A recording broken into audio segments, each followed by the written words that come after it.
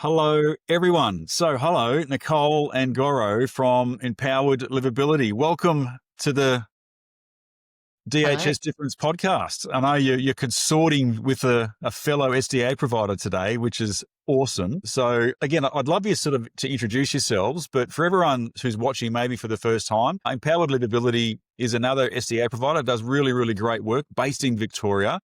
Why don't you say hello? Hello. Do you want me to go first, Goro? Ladies first. So I'm Nicole Doherty, CEO of Empowered Livability. We are, yes, competitors, but I think the best thing about this space is that, especially at SDA, there is so much collaboration and there's so much talk about just wanting to do better and be better. I think this is great that you're having us on. So thank you. Very welcome. Very welcome. So I'm Goro, and I wouldn't say we're competitors, we're collaborators at the end of the day. We operate in same but different spaces as far as I'm concerned. So, with the cream of the crop, I think it's better that we collaborate rather than segregate. So excited to be here as well. Look, I'm just thrilled, guys, that when I reached out and said, would you like to join the podcast, Goro, you were so quick to say yes. And then can Nicole join too? I'm like, yes, of course, definitely. And it's so great that We're secret admirers of the podcast, David. Don't tell anyone. I'm not sure how to feel about that, but thank you. So it's just really cool.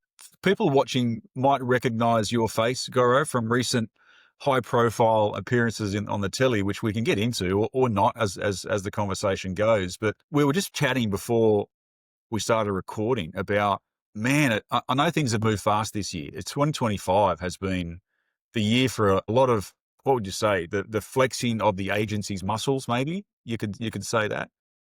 And have they started to flex? So in a year of a lot of changes, this last month seems like the tempo's increased. How have you guys been seeing this down in Victoria? What's happening in your market down there? Yeah, well, I think we've got the added benefit that we've actually just been up in Queensland for the National SDA conference as Yeah. well. So we've had a lot of benefit of seeing providers for all around the country. And most people have been saying the exact same thing, that there's just so much change that we almost have to just steady the ship. And that for those of us who are doing good work and that are really passionate about the space, to stick together and help each other pretty much, I guess, rise to the top in terms of, a rising tide lifts all ships. And I Yep. think the more that we are collaborating and having these conversations and shining a light on some of the darker side of the sector, but also, I guess, really highlighting some of the really good work that's happening, because we can get stuck in the doom and gloom. But I think, when we're rolling around in the mud, we're not going to do anything. We're all just going to be stuck and we're not going to keep moving forward.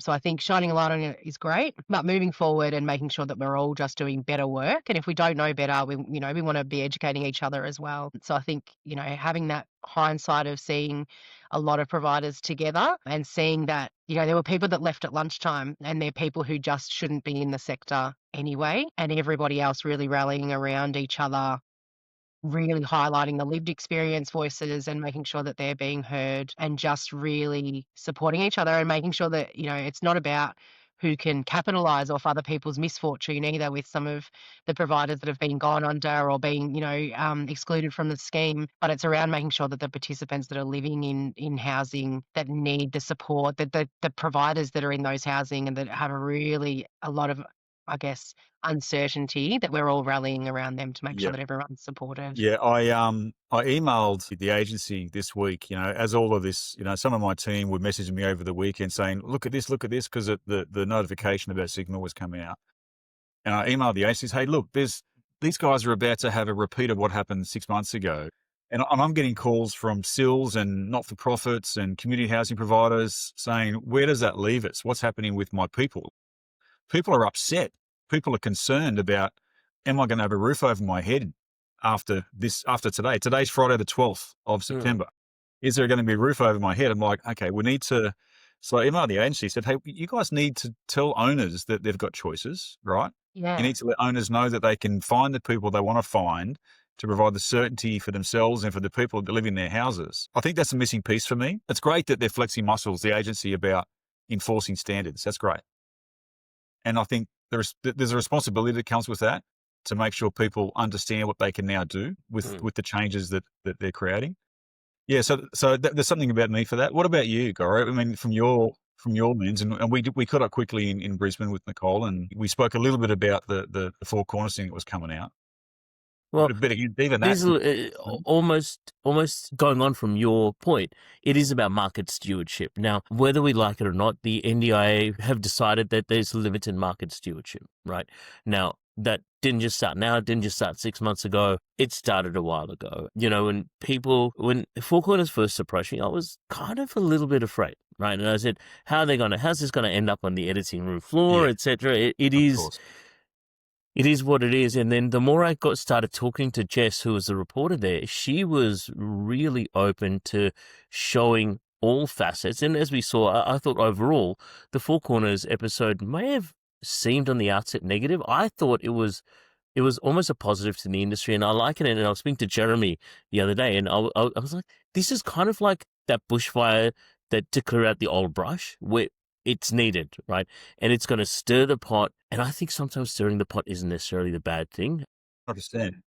In order to get the right outcome for the participants and the greater industry, to a point where, you know, we're seeing NDIA now run a webinar later on this month about ethics in SDA, right? Hey, So, I don't think that would have happened without the Four Corners episode. Making that. You're plugged into that. Yeah. And It's on the 21st or 22nd from memory of this month. And as I said, I don't think that would have happened without the Four Corners expose. I'm just pleased they're interested. You know, it's something like what you said there is great. Something that I say a bit to my team, and I said I was on a call with one of them this morning. Look, sunlight is the best disinfectant. Mm. If there's an owner who doesn't understand or is so, listen, just be really straight. This is exactly what happened. And if we've made a mistake, this is where we've made the mistake. This is what we did or didn't do, and we can own it. And this is what we just can't control. This is part of what being a provider of NDIS looks like. You can't always control parts of it. And that's kind of how it rolls. But that transparency is really important. That everyone can understand. Then again, that sunlight disinfecting the whole process. Everyone understands what the process looks like.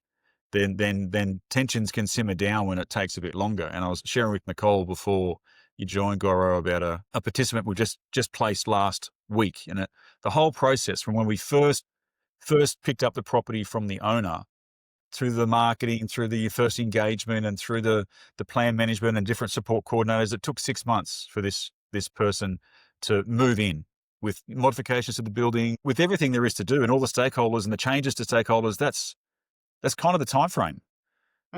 Sometimes you're quicker, sometimes you're longer, but 6 months is sort of, all things being equal, that's kind of the time frame. And as I think to have people appreciate that it's not your local Ray White, where when you put an ad on realestate.com and 50 people show up for a 1-bedroom flat over a shop, right? It's not that. I mean, No, exactly. when I'm going to market and saying, hey, look, expect about 12 months for your asset to stabilize. If you're expecting anything less, this probably isn't the right thing for you, right? And I'm doing that even to large funds that we're approaching now, and say, hey, look, if you don't have the capital for, you know, whether it's a mum and dad investor who's more of a sophisticated investor, or a fund, 12 months. That's our bottom line, because that's genuinely how it takes. Because you might have participants move in and then they decide it's not a good fit, and then, you know, move out, and there's a shuffling of people, because it's about, as I said the other day, it's about humans in homes, not bodies in houses, right? Exactly. Yeah. And we see that a lot. We see, I guess, distressed assets and owners that come to us after they've built the property. They haven't had a spruiker that has actually introduced them to an SDA, because again, they don't necessarily want them to be educated, and that education's coming from the SDA providers. So 100%. when they come to 100%. us and we're educating them about, now this is going to take 6 to 9 months, 12 months, you know, to get participants in, and they don't understand that because they've already waited 9 months through or 12 months through a build. That's right. Say, you know, when you actually work with an SDA provider before you start building, before you choose your designs, before you actually choose locations, and you can have someone that does demand mapping, that actually looks at your project viability before you go ahead, then your outcome is vastly different, because odds are they've already got people in a pipeline in that location needing housing. when you're coming to someone So cool. retrospectively to say, I've got a house sitting here and it's been sitting here for 6 months, and we say there's a reason for that, you've built it in an oversaturated area, or you just haven't had the right people involved from the beginning, then of course you're going to have a distressed asset. And I think, the Four Corners episode highlighted that, whether it's investing in housing or other types of investing, it is a gamble. And you can put as much education around that as possible, but it is still something that is not guaranteed. And if anyone's promised guarantees, that's where you probably, But it's some of those government investors backed, should have probably Nicole. looked at that. It's government backed. I had a conversation today with someone saying, why can't, if you guys are so good, why don't you guarantee rent? I'm like, it's because we don't guarantee rent is because we're so good. Look, we don't it's need so to spray, great. Look, and I like to say this, you go, sorry. it's Yeah. like spraying perfume on a bad deal. Do you buy a lipstick? It's putting lipstick on a pig. It's still Yeah. a freaking Oh my pig at the God. end of the day. Do you know what I mean? Guys, it sounds like you're in one of our team meetings, honestly. It's just, Laura and I have spoken about this several times on these podcasts and with different guests. But just, again, you're a SDA provider yourselves, and you're having the same conversations with investors, with stakeholders.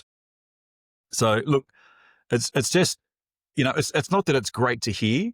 It's just that it's like, okay, I'm not crazy. It is everywhere. And it's really, look, I really do feel for everyone caught up in it, right? Because you've got, there's people impacted. You've got poor old retail investors, mostly. And I've seen some smart money take wrong turns here as well. So I don't think we should just assume that it's mum and dad investors who are being grifted by some bad advice. Smart money's being grifted, but predominantly, sure, retail investors. And they go and they extend themselves to the nth degree in an area they've got no business investing in, about a product that they don't know, about a targeted group of people who can live in their houses. It's not 27 million Australians. It's a much smaller group, and they're uneducated about that cohort. And they're encouraged to tip their life savings and remortgage their home to get into it. And their last $20 goes into the final drawdown payment on practical completion. And then with a smile, they knock on our door and says, great news, I've got a property. Can you rent it for me, right? And then if it's in a great location, Goro, like you said, expect 12 months for that place to stabilize. And if it's in a street with 6 other properties that are already vacant, it won't be filled. It just won't be. No, and we that's the reality of it. those large institutional investors. We've had a large group that came to us probably 12 months ago, and we were luckily able to take on a couple of the properties and help them in the better locations that they'd built. And at that time, we advised them. We said, you're actually getting really bad advice at the moment. Like, we can help you do full project due diligence on everything that you want to do going forward. And they were already at the point where they, the fund had obviously stopped any further builds because they'd built in areas where it was already oversaturated, and they were building again, they'd obviously been land banking and they'd built 20, in the same street or in the same estate. But, and we've luckily, again, I guess because we've come, from a bigger community service background than just disability or just NDIS as well. So our team has a lot of lived experience, and we have mental health, drug and alcohol, homelessness right across the board. And we've been able to say to those investors, you've got really distressed assets. You're obviously going to sell some of them off, but we could really utilize these because they are in pockets that have low socioeconomic people that are in that social housing areas. So yes, they're not suitable for SDA, but they're absolutely perfect for social housing. How can we reutilize these properties? And we've been doing that for probably 12 months. You are in our team meetings, aren't you? I'm telling you, you've hijacked our team's channel somehow. Yeah.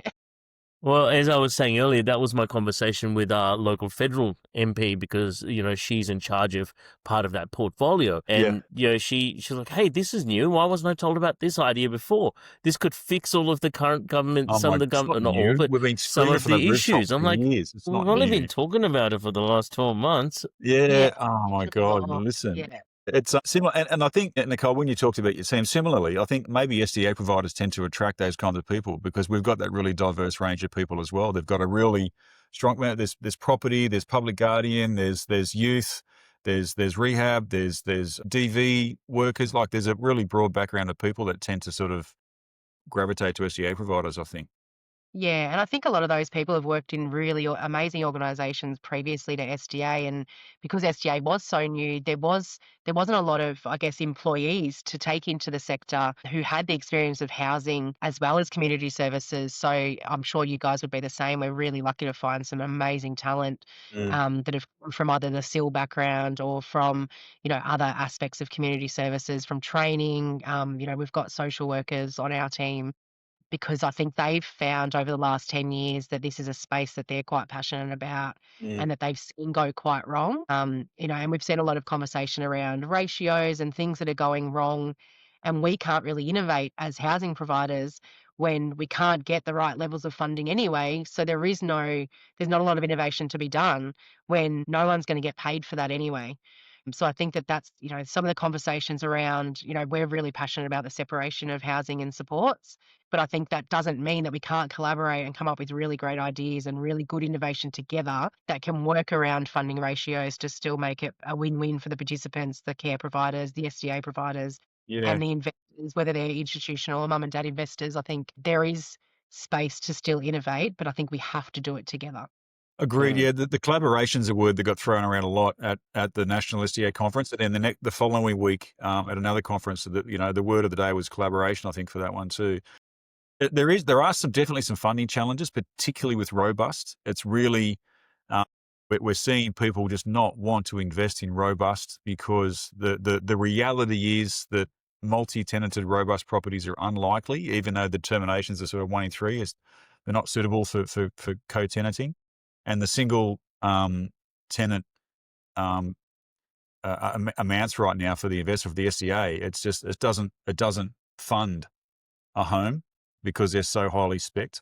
And then even the design guidelines, which I know is going to go through a review, but the design guidelines for robust are so woefully inadequate. And to make them adequate, the cost will absolutely go up, which goes back to what's the funding, right? It's a tricky one. I know that review's got their work cut out for it about that Yeah, one. and I think sustainability is probably the word that we probably don't bandy around enough. And, we need sustainability from a funding perspective, whether it's funding the actual participants, but whether it's funding for people to invest into SDA as well. Certainty. Yeah, well, exactly. And I think there's a lot of short-sightedness from the NDIA as well around some of these ratios, because as you said, a lot of people who are robust need single resident dwelling, and that's the whole point behind them, and the evidence of them needing robust is generally around that. But when the NDIA aren't going to fund that, then you have other people who are far more independent that don't want to live with 2 or 3 people who are then being over-serviced because they're getting 24/7, 1 to 3, but they only need drop-in supports. But because they then can't get a house to themselves and be funded properly that way, we're overfunding then from the SIL perspective, which, doesn't happen often, but I think there's just so much misalignment, and, the sustainability of the scheme needs to look at where housing can actually provide people what they need, whether it's with technology and the actual layout of a property, to need less supports, which is the whole point, is, for people to have that almost step down model of needing less supports because they're building their scaffolding while having more supports.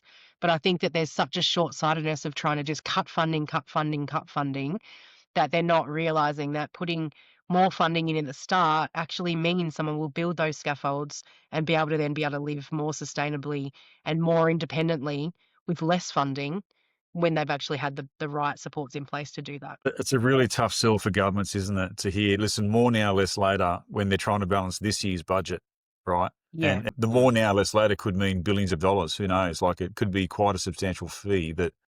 So who misses out this year? Then that's the sort of the balancing act that they've got to deal with. It's tricky. I don't envy their job, and it's a passionate sector. Absolutely. It's a passionate sector. I mean, we're often on our high horse on Yeah. top of our soapbox, yelling from the rooftop, That's it. On our And high it horse of our Yeah, soapbox. it is hard because most of us actually just want what's best for the people that we're working with. And we're willing to, we've got SIL providers willing to open a house with an SDA provider with one participant, knowing that it may struggle to get more participants in that property, which means they're losing money hand over Absolutely. foot, absolutely, bleeding money compared to the rest of us just not making money because a house is underutilized. They're literally Yeah. losing money, out the back door because they can't necessarily get a second or a third participant in there. But because they want to do right by the person and they want to make sure they get to choose their supports and they get to live where they want and they get to choose the house that they want and then build, hopefully, housemates around them, because of the oversaturation, we've just got hundreds of houses with one person and a lot of providers that are just absolutely being At the crushed. wall. Yeah. And this is where they wind up in hospital, because at some point the provider goes, I can't anymore. And they call an ambulance and they get taken to hospital and the provider folds, right? Yeah. We see that in Queensland, and part of something I'll be working on for a while, and I've spoken about it here, is the long stay hospital numbers for the people under 65. The numbers are all around the country. Every state's got the same or a similar problem, and it's lack of suitable long-term accommodation that where a SIL can make a go of in a business case and I don't want to sound like it's business, but that you have to have a layer of pragmatism that Yeah. to provide the supports that people need, it needs to stack up. And like you've just articulated, one person in a home who's got 1 to 3 support ratios, someone might take it on hoping to do the right thing and provide the service, but unless that second and third participant shows up, that business will go under and that person's going to be left out in the cold. That's just how it's going to be.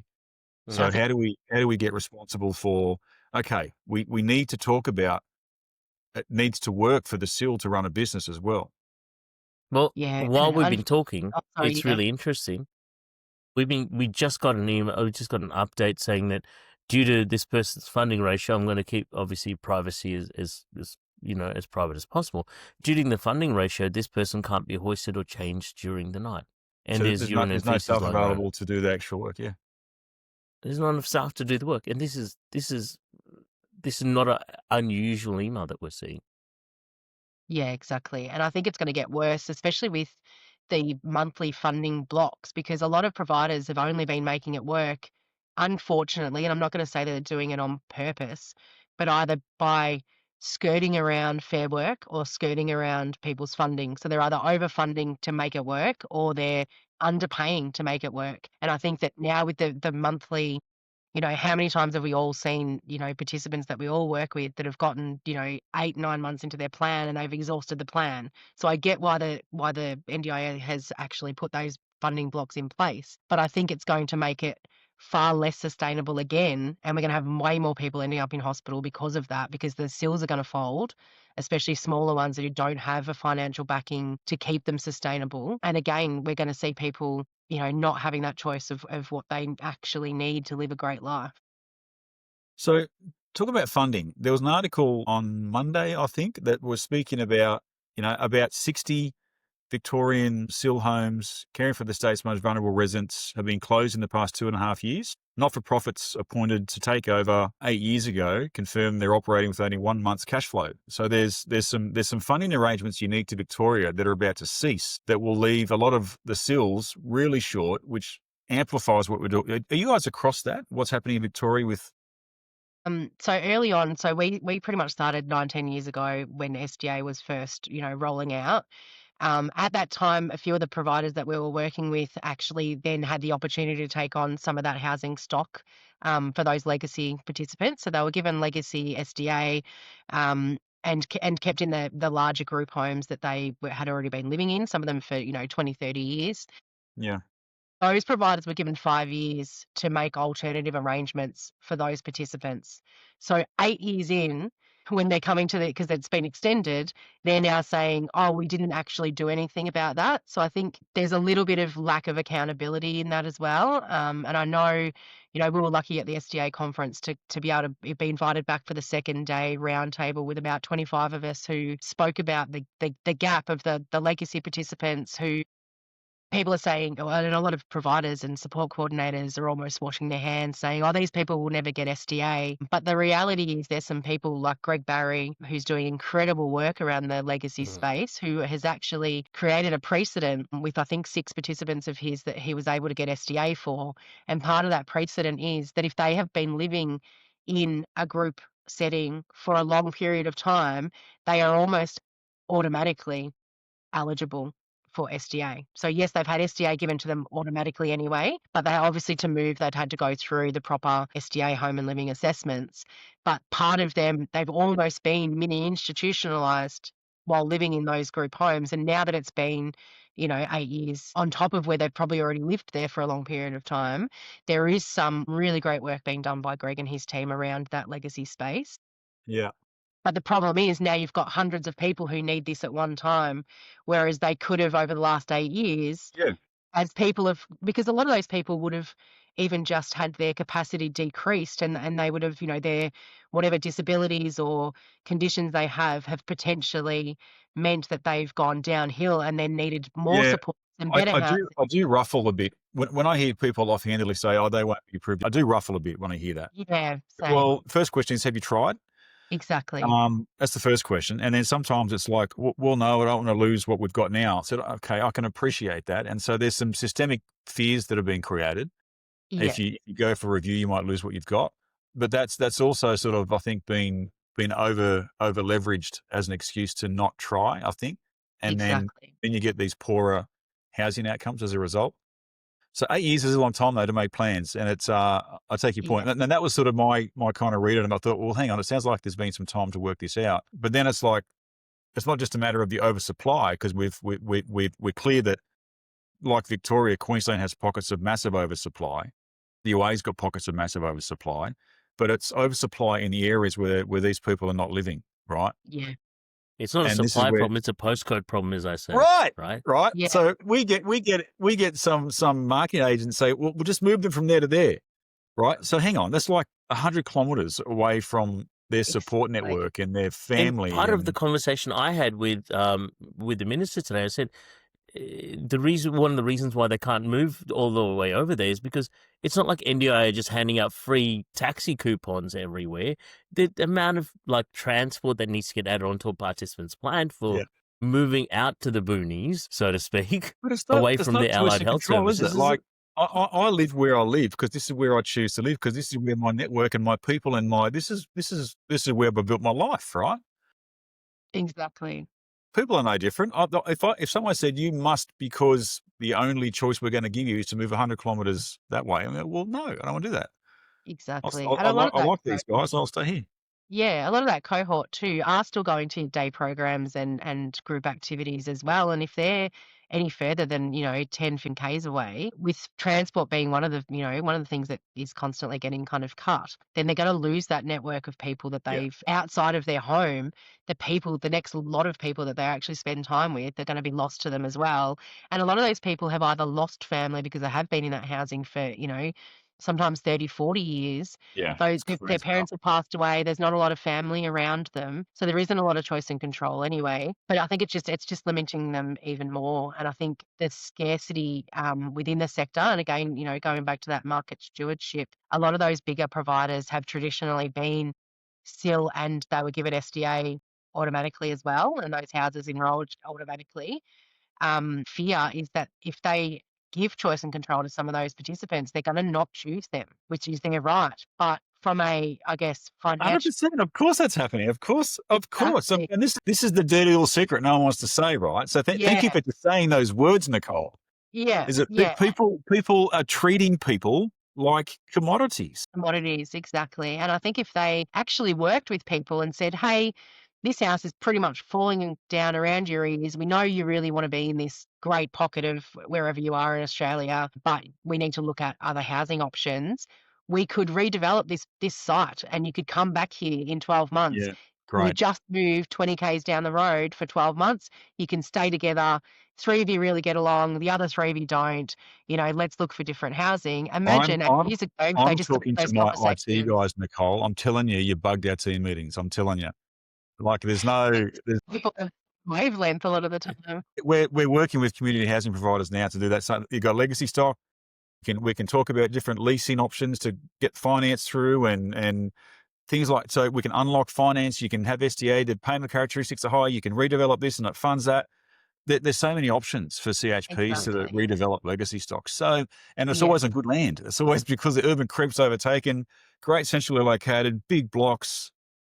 It's really good. We did some scoping work with KPG about that a little while ago. And it's just, it just makes sense. And then Yeah. you've got brand new property, but there is that transition during the development. It'll take a year or two to work that out, and approvals and construction and all the rest of it.